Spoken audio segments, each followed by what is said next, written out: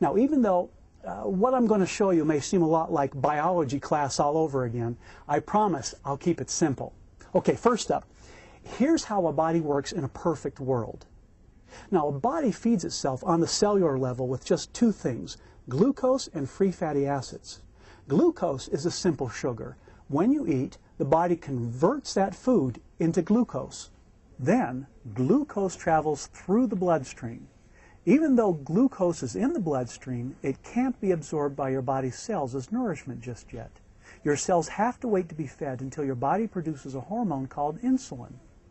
Every cell in your body, and there are trillions, has a receptor site for insulin.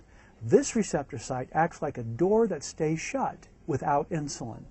Once the pancreas produces insulin, the insulin attaches to this receptor site and opens the door so that glucose can enter and feed the cell.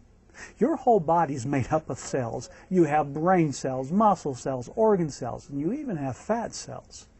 Glucose feeds your organ cells, your muscle cells, and any excess glucose that's in the bloodstream, and if we've eaten too much or the wrong things, we're going to have more glucose than our cells need. That excess glucose gets packed into your fat cells and is kept there until we need it. So the glucose is used up or stored away for later use. After the glucose is gone, then the insulin has done its job and it detaches from the receptor site and leaves your body. Now when your cells want more nourishment and energy, the glucose stored in your fat cells is converted into a molecule called free fatty acids. These free fatty acids are free to go back into the bloodstream to be circulated throughout your body. Free fatty acids don't need insulin to be absorbed by the cells. They enter the cells and feed them when there's no glucose available to feed them. When the body works this way, it fuels itself on the fat that it's stored in your fat cells. Okay, here's the problem though. If insulin is still attached to the cells, the free fatty acids can't get out in order to feed your cells. So we keep storing fat, but not burning it. Without some form of nutrition for our cells, we start to get tired and we start wanting to eat anything that'll give our body glucose to feed our cells.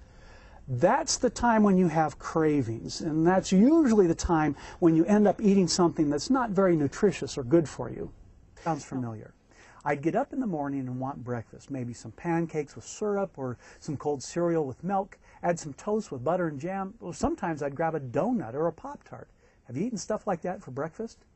When that donut enters my body, it's converted to glucose and rushes into my bloodstream. The more sugary the food, the faster and higher the blood sugar or glucose level rises. The pancreas senses the spike of glucose in the blood. It responds by pumping out insulin and creating an insulin spike in response to the spike in my glucose level. That surge of insulin works the way it's supposed to.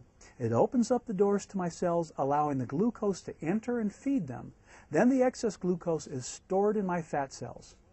Since my cells are feasting on glucose and the extra is being stored away, the glucose level in my blood falls. But insulin takes a longer time before it detaches from the receptor site and leaves the body. Insulin is called a long-chain polypeptide and is a more complex molecule than glucose, so it takes more time before it can leave your system.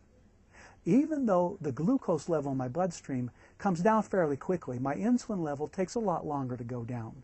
The glucose level takes maybe an hour and a half to spike up and come back down, but insulin takes 3 to 5 hours to do that. Now, my cells need nourishment 24 hours a day, but with lots of insulin in my body, my fat cells can't release those free fatty acids to feed my cells, even if those cells are starting to want more food. And what happens after a little while? I start feeling a little irritable, I can't concentrate, getting tired, and then the cravings begin. For me now, that was about 10 o'clock in the morning. You get that way about mid-morning? There I was, low blood sugar level. I can't use my stored fat, and there's a lot of it, because insulin's still there blocking the way out. And I probably won't wait 3 to 5 hours in order for my insulin to go away so I can feed my body with my stored fat. So to me, the obvious answer was to eat something. So I grab whatever's around, and it's a Snickers bar from the candy machine. Have you ever done that? my glucose levels spike back up, which causes my body to release more insulin, which pulls that glucose level back down into the cells, and the extra gets stored away in my fat cells again. But because the insulin level is still high, I'm not able to burn any free fatty acids. In other words, I'm adding to the fat storage, but never taking any out. Okay, so now it's noon, and I'm really hungry, but I'm swamped at work, so I need to grab something really quick for lunch. The fast food I eat forces my insulin level back up, and the cycle continues into the afternoon. I end up bathing my body in insulin the entire day. Okay, now I get that insulin's important. I have to have it in order to get the glucose out of the bloodstream and into the cells to feed them. But when I have too much insulin in my body for too long, I can create problems for myself. Now, my pancreas is straining to produce all that insulin, and that stress is bad. If it gets bad enough, I could develop adult-onset diabetes, which nowadays you don't have to be an adult to get. Even children are getting it now, and it's called type 2 diabetes. Month after month, over a period of years, this sort of cycle wears out my pancreas. Either that or my body gets less and less sensitive to insulin, so it takes more and more of it to open the doors of my cells. What's more, my body starts getting fatter and fatter because it's storing fat at almost every meal, but not able to burn very much at all.